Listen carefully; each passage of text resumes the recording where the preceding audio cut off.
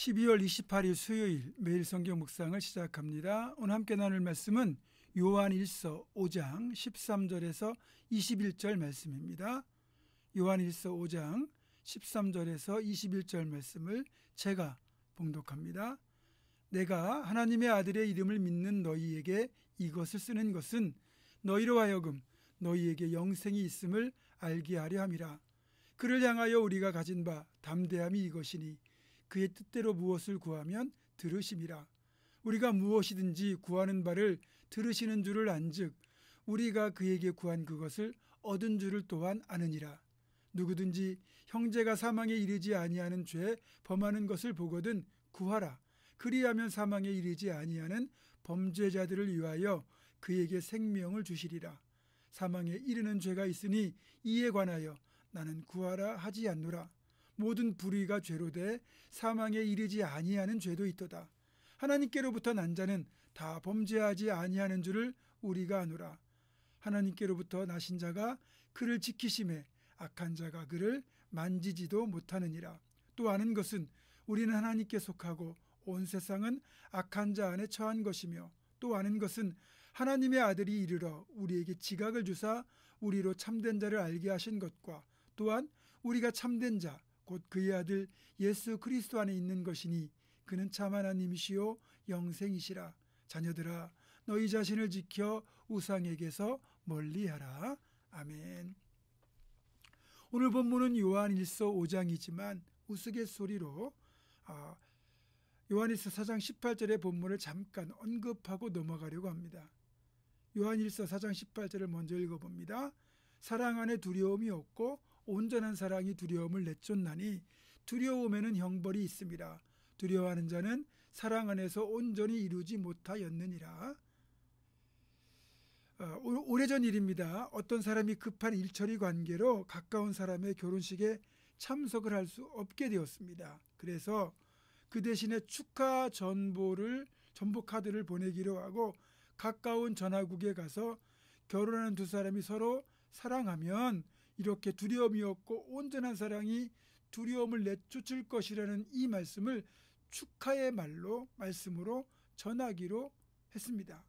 한편 결혼식장에서는 신랑 신부의 결혼을 축하하며 결혼식장으로 보내진 축하 전부를 읽어주는 시간을 갖게 되었습니다. 그래서 이 사람이 보낸 축하 전부 역시 사회자에 의해 낭독이 되었는데, 그만 신랑 신부를 포함하여 결혼식에 참석한 하객들까지 당황하는 일이 발생하고 말았습니다. 왜 그랬을까요? 전화국 직원이 실수로 그만 요한일서 4장 18절 대신에 요한복음 4장 18절의 말씀으로 축전을 보낸 겁니다. 요한복음 4장 18절은 이렇습니다. 너에게 남편 5이 있었고 지금 있는 자도 네 남편이 아니니 네 말이 참되도다. 성경 말씀을 어설프게 알고 있으면 오히려 손해가 될 수도 있죠. 우리 주님께서는 하나님의 말씀은 1.1획도 바뀌지 않을 거라고 말씀하셨습니다. 우리가 말씀을 더 많이 읽고 듣고 묵상하고 실천하여 말씀이 나의 온전한 삶으로 변화되는 그런 역사가 있기를 주님의 이름으로 축원합니다. 오늘 본문 14절을 보면 이렇게 말씀하세요. 그를 향하여 우리가 가진 바 담대함이 이것이니 그의 뜻대로 무엇을 구하면 들으심이라. 우리가 무엇이든지 구하는 바를 들으시는 줄을 안즉 우리가 그에게 구한 그것을 얻은 줄을 또한 아느니라. 주님께서는 이 말씀을 통하여 우리가 기도를 통하여 하나님의 뜻대로 무엇이든지 간구하면 들어주시고 반드시 응답하시겠다고 약속하고 있습니다. 일단 이 말씀만 놓고 보더라도 우리가 원하는 걸 받기 위해서는 반드시 먼저 구해야 한다는 거죠. 구하지 않고는 받을 수가 없는 거예요. 그러나 구하는 것보다 우리가 더 먼저 찾아야 할 것이 있다는 겁니다. 그건 바로 하나님의 뜻, 그리고 그 뜻에 맞추어 간구하는 거죠. 아무리 우리가 열심히 구한다고 해도 정력으로 쓰려고 잘못 구하면 아무리 구해도 들어주지 않기 때문입니다.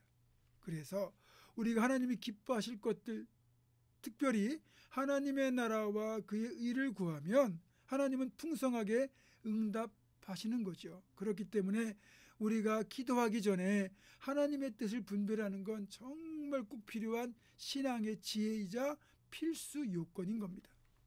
이제 마지막으로 요한일서를 마무리하면서 요한 사도는 우리들에게 한 가지를 힘써 지키라고 당부하고 있습니다.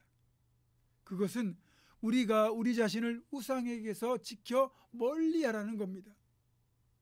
우리가 얻은 영생의 축복, 구원의 은총, 이런 모든 것들을 값어치 없게 만들고 주님의 십자가의 상을 값싼 은혜로 전락시키는 게 뭐냐? 우상을 숭배하는 겁니다.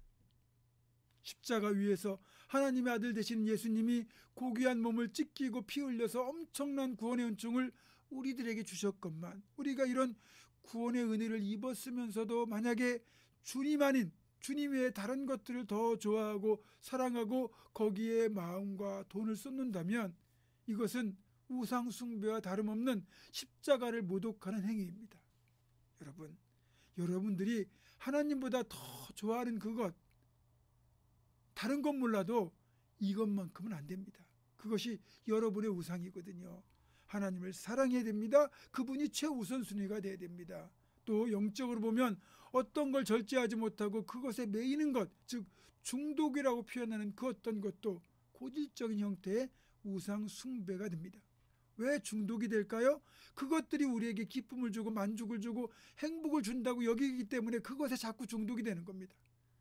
그렇다면 이게 진짜라면 그게 우리를 살려야 되는데, 중독, 신앙적 표현을 하면 우상 숭배는 우리를 살리는 게 아니라 우리를 죽게 만들어요.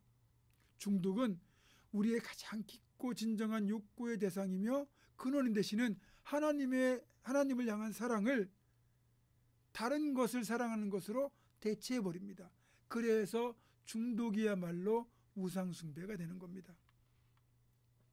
이런 중독 형태의 우상들은 우리를 이 땅의 매인 삶으로 만들어버립니다. 하나님을 향한 시선을 막아버려요.